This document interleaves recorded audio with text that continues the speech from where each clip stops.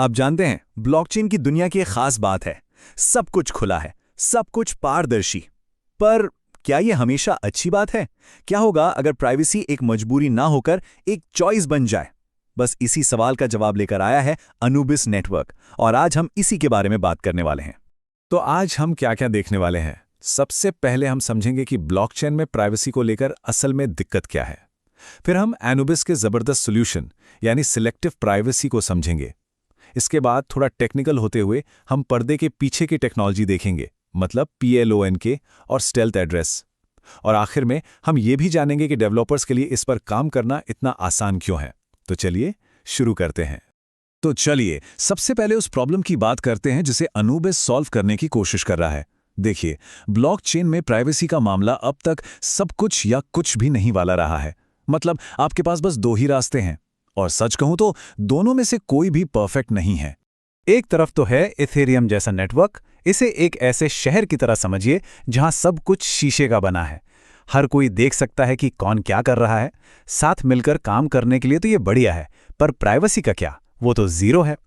और दूसरी तरफ है मोनेरो जैसा एक किला जो पूरी तरह से बंद है, एकदम प्राइवेट। लेकिन इसका नुकसान यह है कि ये बाकी ब्लॉकचेन की दुनिया से लगभग कट जाता है। बस इसी दुविधा ने ना इनोवेशन को अब तक रोक कर रखा था। लेकिन सोचिए, क्या कोई तीसरा रास्ता हो सकता है? कोई बीच का रास्ता? बस यहीं पर एनुबिस की एंट्री होती है।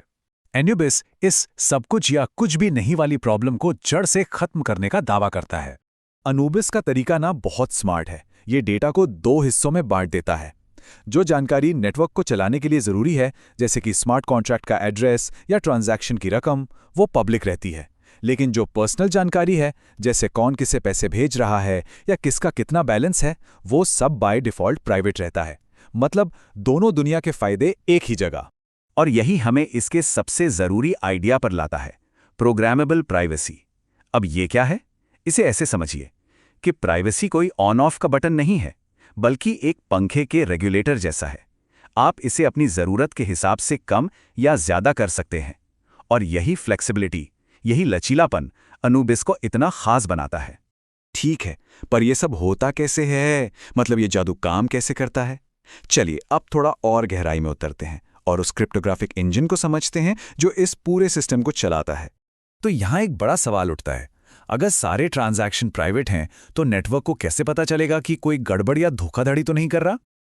इसका जवाब एक बहुत ही कमाल की क्रिप्टोग्राफिक टेक्नोलॉजी में छुपा है, जिसे कहते हैं जीरो नॉलेज प्रूफ। अनुबिस इसके लिए PLONK नाम का एक बहुत ही advanced zero knowledge proof system इस्तेमाल करता है।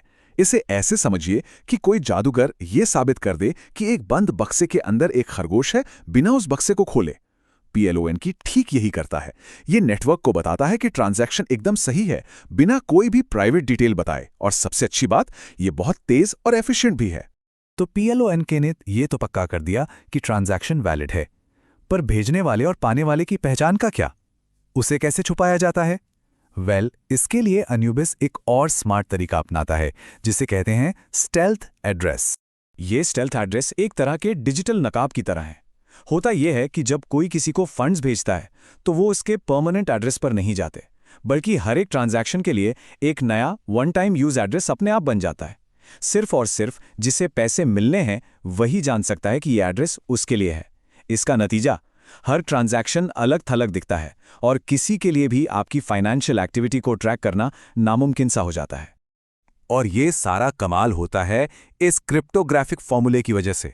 यही वो चीज है जो हर बार एक नया यूनिक एड्रेस बनाती है और पाने वाले की असली पहचान को पर्दे के पीछे रखती है। तो बाहर से देखने वाले को बस कुछ ट्रांजैक्शन दिखते हैं, पर यह समझना लगभग नामुमकिन होता है कि पैसा असल में जा कहां रहा है। ओके, ये सारी टेक्नोलॉजी तो बहुत शानदार है, पर उनका क्या जो इस पर असल में ऐप्स बनाएंगे, यानी डेवलपर्स? चलिए अब देखते हैं कि अनुबिस ने डेवलपर्स का काम कितना आसान कर दिया है। यहां अनुबिस का सबसे बड़ा प्लस पॉइंट सामने आता है। ये इथेरियम वर्चुअल मशीन यानी EVM के साथ पूरी तरह से कंपैटिबल है। इसका मतलब ये है कि जो डेवलपर्स पहले से इथेरियम पर काम कर रहे हैं, वो अपने सारे पुराने टूल्स और कोड को उठाकर सीधे अनुबिस पर इस्तेमाल कर सकते हैं। कुछ भी नया सीखने की जरूरत नहीं, मतलब कोई लर्निंग कर्व है ही नहीं। लेकिन अनुबिस सिर्फ इथेरियम को कॉपी नहीं कर रहा, बल्कि उसे और बेहतर बना रहा है। ये एथेरियम की नींव पर प्राइवेसी के लिए एक जबरदस्त टूलकिट तैयार करता है। डेवलपर्स को खास तरह के टूल्स दिए जाते हैं ताकि वो एडवांस प्राइवेसी फीचर्स को आसानी से अपने डैप्स में डाल सकें। तो आखिर में ये सब एक बड़े मिशन का हिस्सा है। जैसा कि अनुबिस के वाइट पेपर में कहा गया है, इसका मकसद उस गतिरोध को तोड़ना है और एक ऐसा सिस्टम बनाना है जो पूरी पारदर्शिता और पूरी प्राइवेसी के बीच का एक बेहतरीन संतुलन दे। तो ये हमें एक बहुत ही दिलचस्प सवाल पर लाकर छोड़ता है। सोचिए, क्या हम एक ऐसे भविष्य की तरफ बढ़ रहे हैं जहां ब्लॉकचेन पर प्राइवेसी कोई मुश्किल से मिलने वाली चीज़ नहीं, बल्कि हर ऐप का एक स्टैंडर्ड और फ्लेक्सिबल हिस्सा होगी? एक ऐसी चीज़ जिसे हम अपनी मर्जी से कंट्रोल कर सकें। अनुबिस जैसे प्रोजेक्ट्स को देखकर तो ऐसा ही लगता है। ये वाकई सोचने वाली बात है।